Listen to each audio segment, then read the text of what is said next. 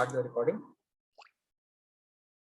So hello everyone, welcome to this discussion with CAT toppers with Prepzone, and today we have with us Shubham Bajaj, and he joins us after joining IIM Calcutta. So I got to know that the sessions have already started. So thank you Shubham for taking out time from your hectic C schedule, and congratulations on making it to one of the top B schools and my personal favorite, IIM Calcutta. So welcome to this chat show where we hope our viewers can learn from your journey, learn from your experiences, and take the mantle forward of topping the CAT and making it to IMA, B, or C. So, Shubham, do let us know how Yes. you went about your CAT. Before So that, thank if you you so could give much. your intro. Sorry. Yeah. Yeah. So thank you so much for that introduction, Vishwasa. Yes, C classes have started, but definitely this is very important, like having a session guiding the juniors, because this is what we received from our seniors and it is actually very important. So definitely always ready there for the juniors, just like you all are there for us. Yeah. So starting with the intro, I would like, this is Shubham Bajaj. So I have done my software computer science engineering from Institute of Engineering and Management. So that's IIM Calcutta. And it's usually people get confused with the term IEM and IIM. So I have to explain them. That happened in the Lucknow interview as well. So I did my computer science engineering from IIM Kolkata. And then I worked in NRIFT, which is a fintech company, Nomura Research Institute, for approximately 3 years. So I left it in June this year for joining Calcutta. So my role was basically as a software developer, but I was involved in the business part as well. And this is where actually getting involved in the business during the WorkX, that motivated me to take the CAT route, because I realized that technical knowledge is important. It helps you design the solutions, like implement those solutions which are given by actually the business analyst, but you're not interacting with the client and knowing what the business requirement is, which is very important, getting at the root level. So that it got, and like I got an inclination towards business, and I thought of taking this route. It also gives us a career growth, so that is also important. So I started like preparation in 2019. So I thought of giving CAT in 2019, but in the same year, I got an on-site opportunity from Japan. So I went there, I took that up. I discussed with Shubham as well. So he told me that it's better to go for the on-site opportunity now, because you will have a great experience, which will help you in the CAT journey. And also by the time I give the CAT in 2020, I will have a work ex of around 2 years, 2.5 years. So that will also help me in my profile, which is very important being an MBA. So almost my basic preparation was done in 2019. The mocks and all I did appear in 2019, but again I started from in 2020 from scratch, approximately around April or May, because I believe that is the ideal time, because till then the people are not much motivated and they are still confused, the past year students. So how I went for my CAT journey is, so I realized that it cannot be traveled alone. So this is one thing that I felt, that what happens is you lose that motivation. Once you start scoring good, it's great. But once you start scoring low, and once that becomes redundant, again and again appearing for the same mocks, trying those same questions, along with having that work life, so it gets it gets tiring and you might lose that motivation. So I found out few people who were equally motivated like me. I contacted them, who were scoring equally good in the mocks. We created a group, we came together, and we formed a study group. So this is one thing. And another is, like, I saw a lot of things people were asking about. My profile is this 10 10 10 9 9 9 8 8 8, and I always skip those questions. Like my profile, it's like an 888. So I have an 888 profile and I'm from a tier 3 college. So first of all, let me clear to the audience that it is nothing like that. If you are not having a very good profile, you can't make it. So the example is in front of you. I haven't got a very great academics. Still, I made it to the Holy Trinity, the IMC campus. So I believe you should not worry actually about what you can't change. You should focus on more what you have ahead of you and try to work on that examination. Otherwise, what will happen is next year again, you will regret, what if I could have scored this again better? So it's always better to look at what you can change. So I tried to follow that path. No, And very that's how it important began. and very well said, Shubham. People dwell on the past, and like you said, you cannot change it. So better to focus on what's in your hand, and that is your CAT exam. And if you maximize, so people also ask us that what should be my ideal score. So there is no ideal score. 100 is the best score you can get. So why not go for that?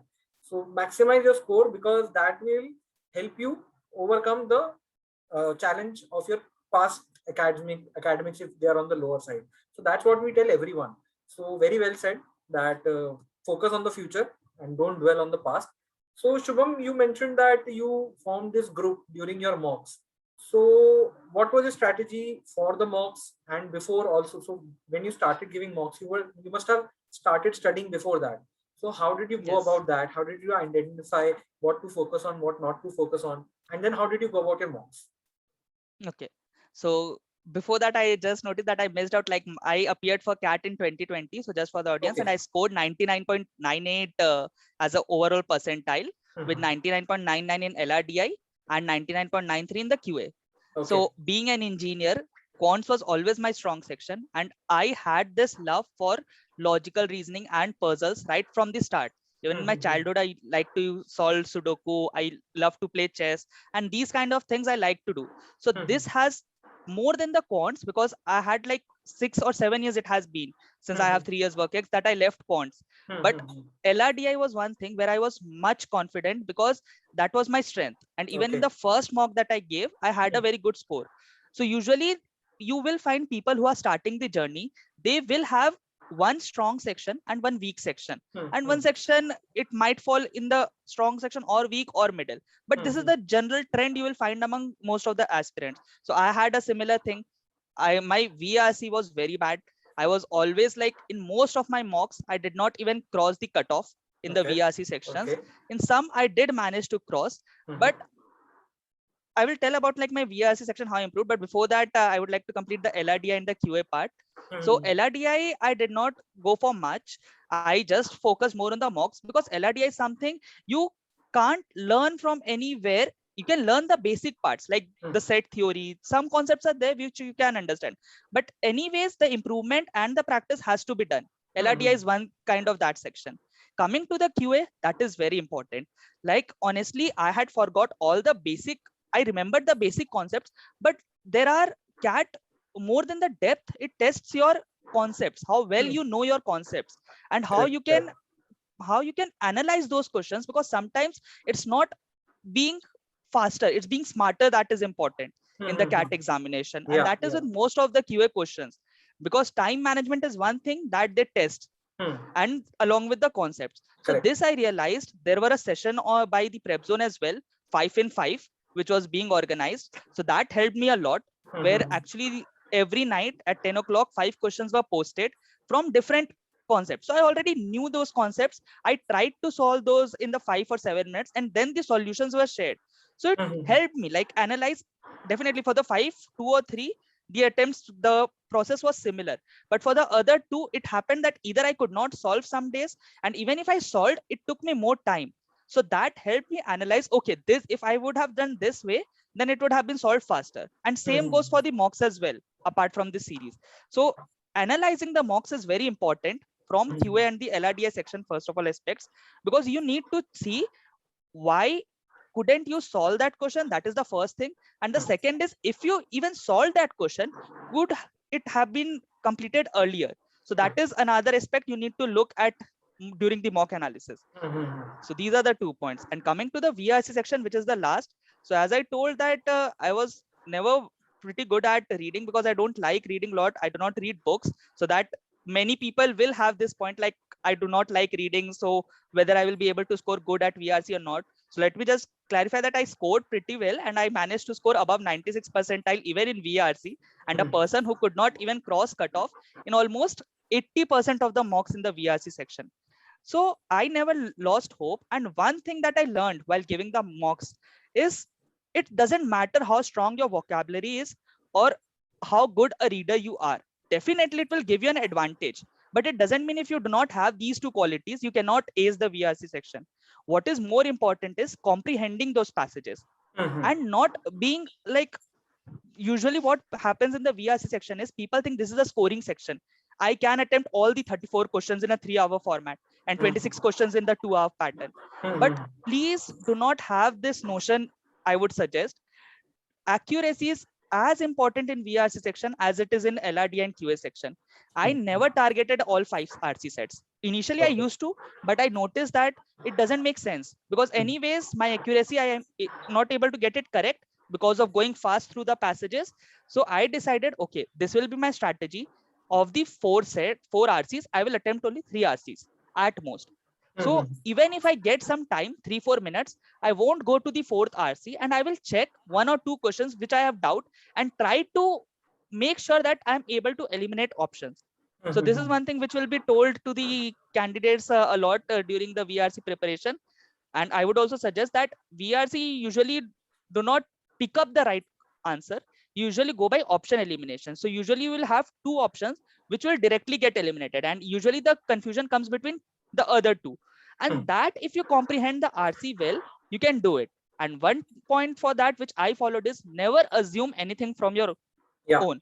Very important. So this was told to me repeatedly, and I tried to follow that. And like whether you say luck or you say anything as such practice, but I managed to score that and I got a fairly good accuracy of 80 to 90% in the actual CAT. So I believe that was what helped me in my CAT journey, the preparation. So when you say that you were not, you do not require a good, I mean, you do not need to be an avid reader or you do not need to have great vocabulary. But did you practice the reading part? Did you work on your reading or your comprehension? How did you improve upon that? Okay, so as I said that reading is not important. By that I meant during the CAT preparation, there will be people who will tell you start reading novels, start reading the books, go through those. So definitely I will tell that is an advantage while you're going through the CAT. But what I did was I focused more on the comprehensions. So I did not miss even a single VRC section of any of the mocks. I tried to go through all the mocks. I attempted all the mocks. And that only helped me because I was a working person. So I could not study more on the weekdays. So I took mainly on the weekends and I took a couple of mock series from the couple of institutes. So I had this plan like Saturday I will attempt 1 mock and Sunday I will attempt 1 mock, 3 hours full mock. And this mock, and in the evening I used to analyze my mock, like what happened the next week basically, because we get the results by Monday or Tuesday. So I used to analyze the previous week's mock in the next week. And these mocks that I took, 3 hours mocks, this is more than enough. Like 5 passages on Saturday and 5 passages on Sunday. If you are going through 10 passages of 300 words, so approximately you are giving a 2-hour, 3-hour reading time. So I believe that is enough. If you are someone like I cannot definitely guide person who is very good in VRC and is looking for a 99.9 percentile or something. But for people who are unable to cross 80 percentile or 85 and they miss out because of the VRC section, mainly the engineers. So my suggestion is focus more on comprehending these passages and not on speed reading. Definitely speed reading will help you in the MBA journey as well, which I am also getting an advice right now. And I'm also trying to get into the habit of reading. So not only for the CAT, from the overall MBA journey, yes, definitely having this habit of reading will help you. And also sometimes I like when I was traveling for work, I used to go through 1 or 2 articles on Aeon, or I had like even if news, you go through this news reading because this is also important. What happens is people manages to like there are majority of the candidates who manage to score fairly good in the CAT exam, but the GDPI preparation is just a couple of months and then they feel that I do not have a current affairs knowledge. I also had something and I regretted that. So I used to read, but I did not read enough. So I would say if you want to read anything around you. Maybe if you're a sports lover, read the CricBuzz articles. If you're a science lover, read any such articles. But definitely start reading. It will not only help you for the CAT journey, but for the MBA journey as well. But someone not able to score the cutoff, I would say focus more on comprehending the passages. That would be my advice. So that's what I also tell people. And in our previous discussion also, this point came out that start with a habit of at least reading. If you're not able to read only, then you'll probably fumble on the CAT exam also. And it can be anything. People ask me that should they read this author or that author. I just tell them start with a newspaper. Just take up any article which you like, any section, be it sport, be it fashion, be it Bollywood. Just read it. With that, you develop that reading habit. And then, definitely the mocks help in the comprehension part. Because that's when you're reading, not just for reading, but also to comprehend what the author is trying to say, and also what the question setter is trying to ask you. So that is definitely more important, that you understand and comprehend what is being asked and what is being told. And like you said, it's important not to go with preconceived notions and assumptions, because the passage is the truth that we have, and Yes. you shouldn't let your bias come in. So this was for the Exactly. VARC part. What about LRDI and quant? Okay, you were good at it, but there would be people that who would be better at it. I mean, they would not say we are good at it, but yeah, we are not bad either. And there will be people who will say that I'm on the bad side of it. So what is your suggestion to them? How should they improve upon that? Okay. So for the LRDI, because of my percentile, I had a lot of questions even on LinkedIn and such. So one advice that I usually give to people who are not good at LRDI is, like, again, the same thing. Do not focus more on the number of sets. Start with even one set in 60 minutes. That is also good. Like, I'm not saying in October you start with one set, but if you are starting now, April or May, start with one set in 60 minutes in mocks. Then if you are able to solve, go for 2 sets or 3 sets. So I'm talking about the 3-hour pattern, because which is expected. So we get around 8 sets in that. So try to increase that sets every month, or maybe after 15 days, try to increase that from 1 to 2. And one important point, because I've trusted only on the mocks. So one part which is very important is mock analysis of all those 8 sets. So it doesn't mean if you have solved only 2 sets, you leave that mock itself. You just check whether your 2 sets answers are correct or not, and you leave that. That should not happen. You should first, as I told, there are two key points for mock analysis. First, go through all the questions which you are unable to attempt, and try to attempt that without the timer and without checking the answers first. So that will help you analyze whether, if you like, because one thing that we face in LRDI is set selection. So if you solve the remaining 6 sets, only then you will be able to realize, okay, if I would have solved the 4th and the 6th set, then I could have done that in 20 minutes instead of the first set, which itself took 30 minutes. So you will get this information. Okay, when I get this kind of sets, it is usually easier, or I am more comfortable with this kind of set. So that is very much important, the mock analysis. And after that is done, even the sets which you solved, like which you got the wrong answers, so try to solve those again as well. And it might definitely happen that you are not able to solve all the 8 sets even after the mock, like without looking the solutions. So then I would say, look at the solution, discuss with 1 or 2 friends who actually solved that set, try to understand his point of view, how he managed to solve that set, and do not try it just after that. Try it again after a couple of weeks or 1 week later, whenever you get time. So this will help you see like how much knowledge you can retain from that, and how much you can apply your analytical skills as well, because that is very much important in the LRDI section. So that will be for the LRDI section.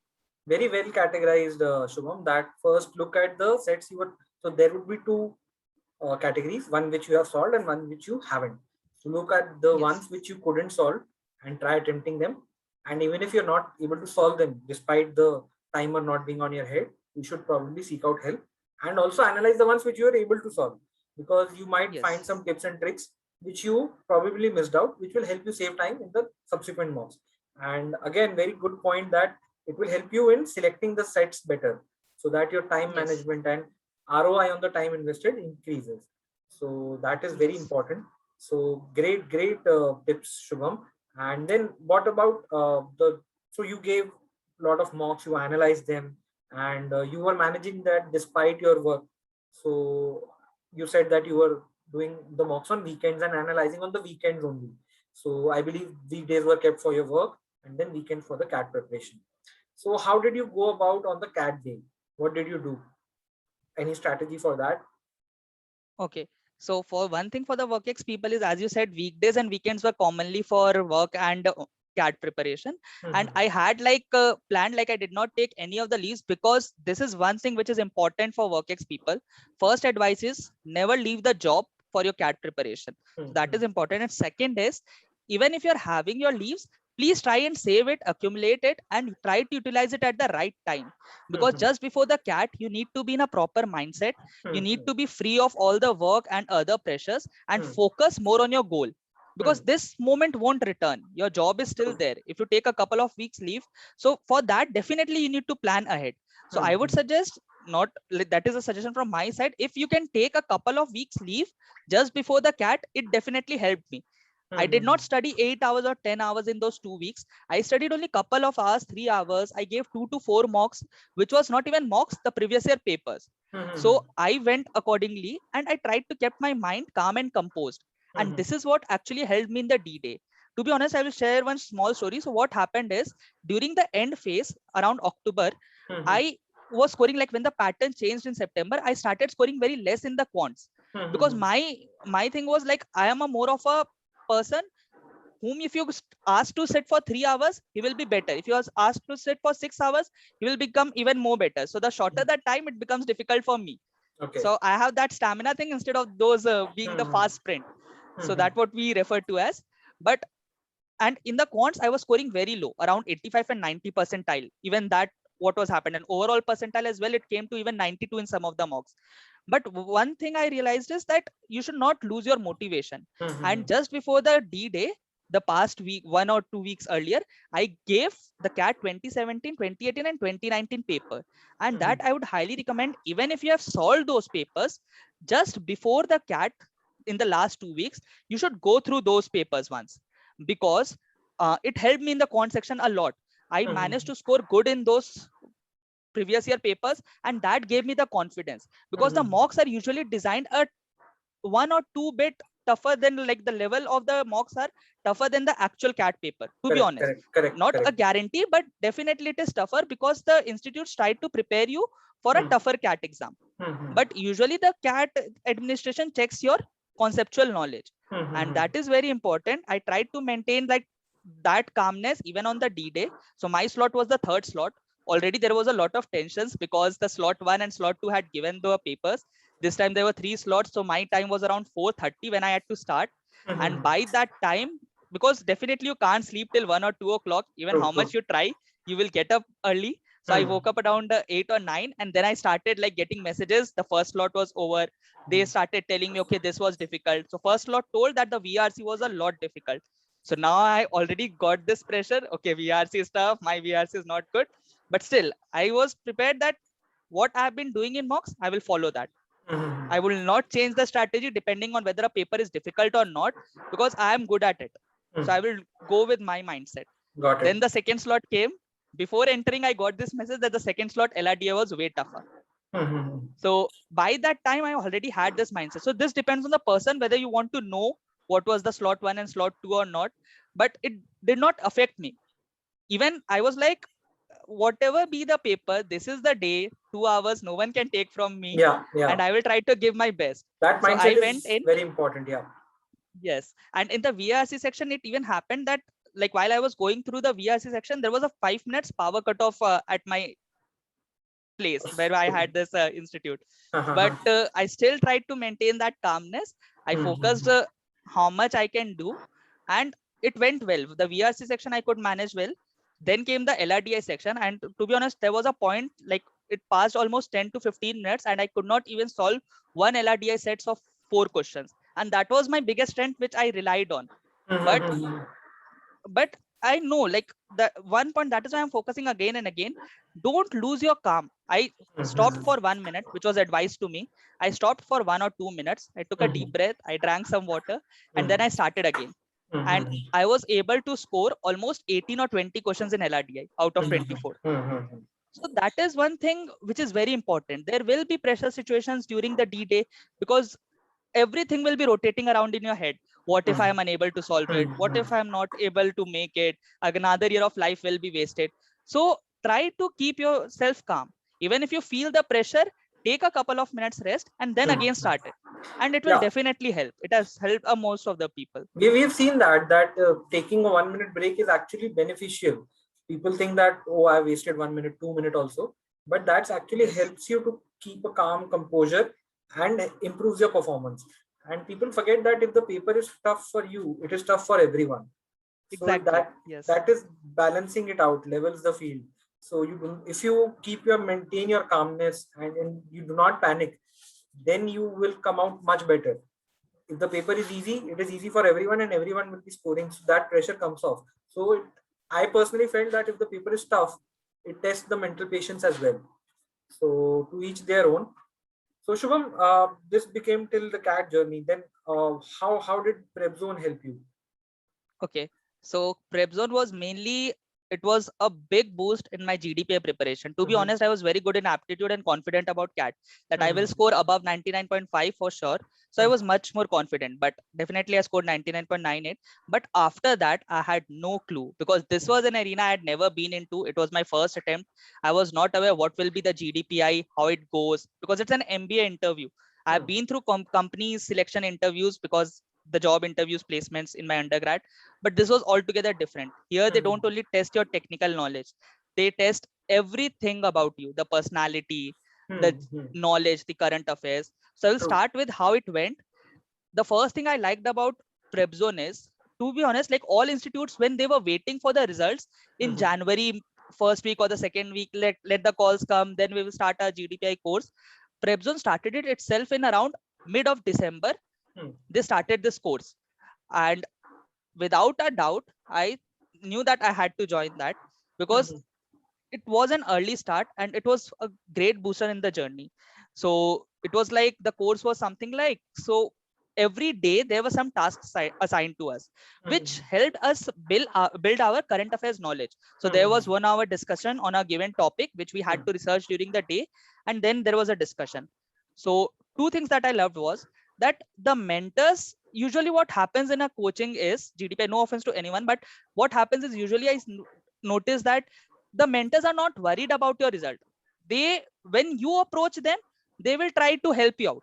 But this is one thing which I found different in Prepzone, that even if you are trying to escape from the assignments, the mentors are equally trying to help you out, and they will force you to join those sessions.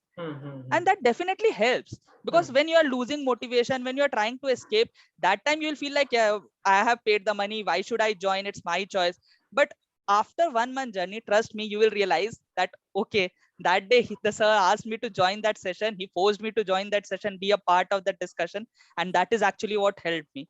I had no, almost you can consider zero knowledge of current affairs, but that 1 month sessions which we are having, regular discussions, even if I could not research up 2 or 3 topics, but I used to read what my like fellow aspirants were trying to present on those topics, the ideas and the summary specially. So there we had to write down a summary, every person had to write a summary on each day for a topic. So that helps a lot for your, I did not get to write any of the VAT, GD was scrapped in the online process, but in the PI there are a lot of questions that you are thrown from the general affairs, and this really helps. Then there are a lot of activities that were organized, especially that 3 days which we had online, 2 hours for the maths part. So honestly, C being, and most of the colleges, usually they say that C asks you maths related questions, but trust me, almost all the colleges have 1 or 2 questions on maths. They try to judge you. Definitely not necessarily, but they try to see how much you can, how you approach a particular question.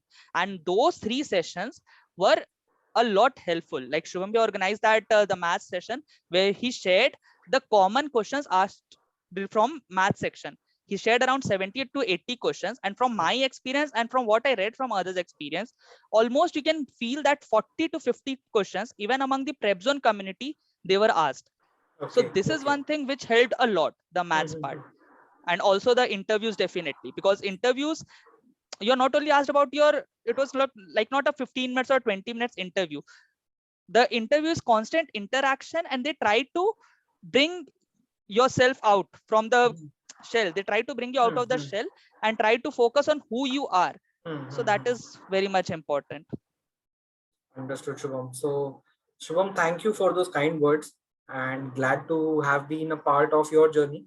And definitely, we hope that people who've been listening to you are able to gather the positives out of this and understand what it takes to make it to a good B school, and get that mindset and take notes from your journey. And definitely, if anything is needed, we will definitely guide people towards you, and you should be able to help them. And we are definitely there for them. So thank you, Shubham. Thank you for your time, and especially when your classes are going on. So guys, do take note of this, that Shubham gave us his time, important time, while his classes are going on, so that you can learn from his experiences, learn from his mistakes, learn from his learnings actually. So thank you, Shubham. And with that, I take bid at you. Thank you. Thank you so much.